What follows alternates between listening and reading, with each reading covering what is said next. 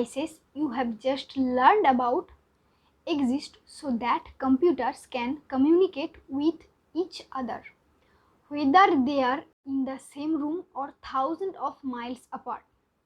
We have been calling these devices nodes, and we will keep doing that. But it's also important to understand the concept of servers and clients.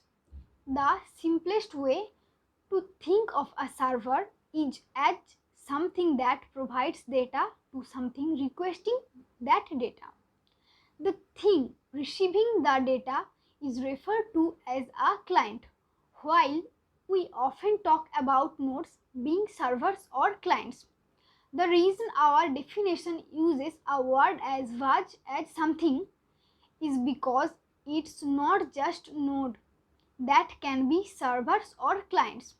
Individual computer programs running on the same node can be servers and clients to each other too. It's also important to call out the most devices aren't purely a server or a client. Almost all nodes are both at some point, primarily either a server or a client.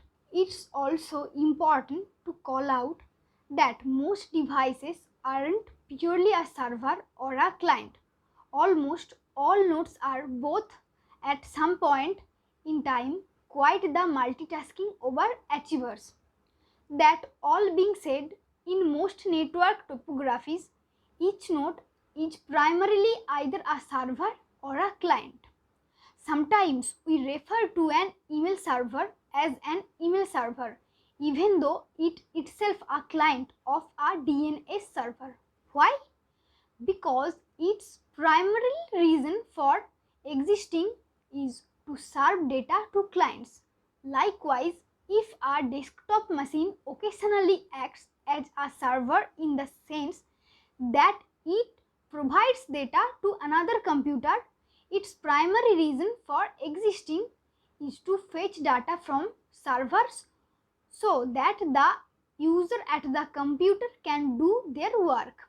To sum up, a server is anything that can provide data to a client. But we also use the words to refer to the primary purpose of various nodes on our network. Got it?